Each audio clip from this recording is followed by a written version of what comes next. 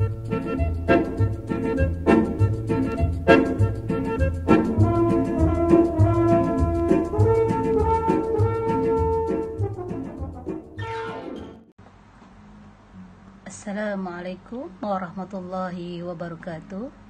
Alhamdulillahirrabbilalamin. Wassalatu wassalamu ala ashrafil anbiya'i wal mursalin wa ala alihi wa sahbihi ajma'in. Alhamdulillah, hari ini kita jumpa lagi khas murid-murid tahun 5 bagi kita menyambung pelajaran sirah. Okey, yang lepas saya telah menerangkan mengenai tajuk Perjanjian Hudaibiyah. Dan hari ini kita akan sambung mengenai tajuk pembukaan kota Mekah ataupun Fathul Mekah. Okey. Kita dengar, murid-murid dengar dan tonton video yang akan saya paparkan sebentar lagi.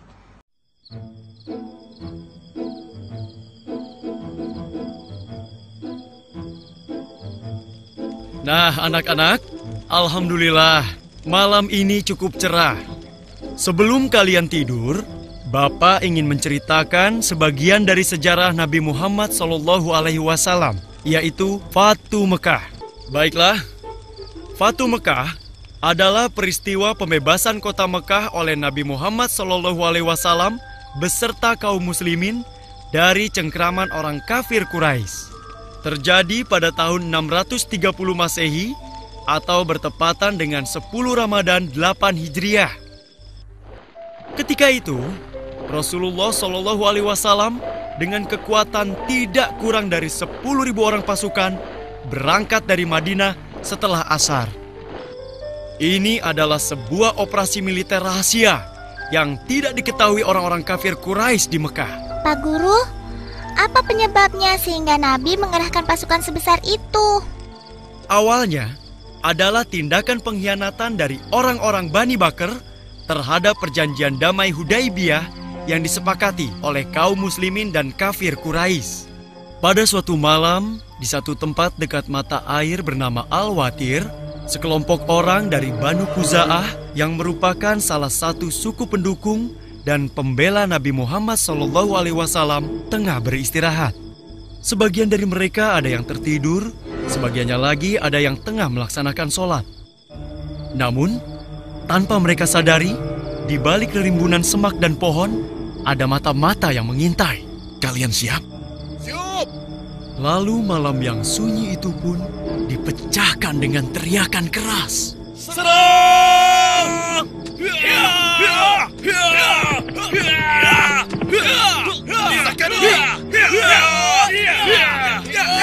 Darah pun tertumpah kemana-mana. Namun, semua itu tidak menyurutkan kekejaman kelompok penyerang. Mereka terus mengayunkan pedang ke sana kemari, membabi buta. Siapa yang menyerang, Pak Guru? Mereka adalah orang-orang Bani Bakr yang dibantu pasukan dari kafir Quraisy. Banu Khuza'ah tidak melawan. Mereka melawan, namun karena kalah jumlah dan persiapan, akhirnya mereka pun terdesak hingga ke Mekah. Syukurlah, ada salah seorang dari Bani Khuza'ah yang bernama Amir bin Salim berhasil meloloskan diri dari kepungan. Hah? Ada apa ya? Iya, itu siapa ya? Ya Rasulullah! Ya Rasulullah! Ketika sudah berhadapan dengan Nabi, Amir bin Salim menceritakan seluruh kejadian yang menimpa dirinya dan Bani Khuza'ah. Maka, Amir bin Salim pun meminta bantuan Nabi untuk menghukum kaum kafir Quraisy. Dan Rasulullah pun menjawab, "Engkau pasti akan ditolong, wahai Amir bin Salim." Tiba-tiba, saat itu muncul mendung di langit. Lalu beliau bersabda, "Mendung ini akan memudahkan pertolongan bagi Bani Ka'ab." Nah, inilah yang menjadi awal pengiriman pasukan kaum muslimin ke kota Mekah. Nabi Muhammad SAW memasuki Mekah dari dataran tinggi Qida dan memerintahkan Khalid bin Walid bersama pasukannya agar memasuki Mekah dari dataran rendah Qida. Akhirnya, kaum muslimin memasuki Mekah tanpa mendapatkan perlawanan, kecuali Khalid bin Walid. Ia menghadapi sejumlah kaum musyrikin yang di antara mereka terdapat Ikrimah bin Abu Jahal. Khalid memerangi mereka dan berhasil membunuh 24 orang dari Quraisy dan 4 orang dari Khuzail. Nabi Muhammad SAW mulai memasuki kota Mekah dengan menunggangi unta dan mengenakan sorban berwarna hijau di tubuhnya. Rasulullah terus menundukkan kepalanya sampai menyentuh punggung unta. Inilah bentuk sikap merendahkan diri kepada Allah Subhanahu wa Ta'ala. Beliau menyadari betul, hanya berkat pertolongan Allah sajalah semua ini bisa terjadi. Lalu, apa yang dilakukan Nabi setelah itu, Pak Guru? Selanjutnya, Rasulullah SAW bersama-sama Muhajirin dan Ansor menuju Ka'bah. Di sana, beliau menghampiri Hajar Aswad dan menciumnya.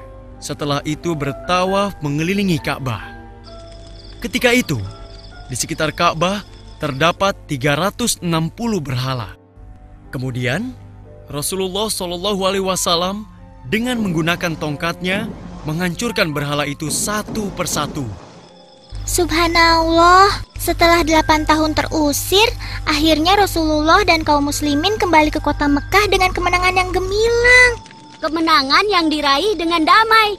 Kemenangan yang tidak diikuti rasa sombong dan keangkuhan, tapi penuh rasa syukur dan kerendahan hati pada Allah. Kemenangan yang membawa ketenangan dan ketentraman. Kemenangan, apa ya? Wah, susah deh kalau dapat giliran yang terakhir. Aduh, apa ya? Nah, kemenangan yang menandai bahwa tugas Nabi mau selesai. Hah? Jangan asal kamu, Dok. Iya nih, nggak pakai mikir kalau ngomong. Kalian jangan marah dulu. Apa yang dikatakan Dodo bisa jadi benar juga. Hah? Maksudnya, Pak? Begini, 3 tahun setelah Fatu Mekah, tepatnya pada tanggal 12 Rabiul Awal tahun 11 Hijriah, Rasulullah SAW pun wafat. Meski masih ada beberapa peristiwa penting dalam kurun 3 tahun itu, namun dapatlah dikatakan peristiwa Fatu Mekah adalah salah satu tonggak terpenting dalam perjalanan dakwah Nabi. Inilah puncak kemenangan kebenaran atas kebatilan. Tuh kan, Dodo gitu loh.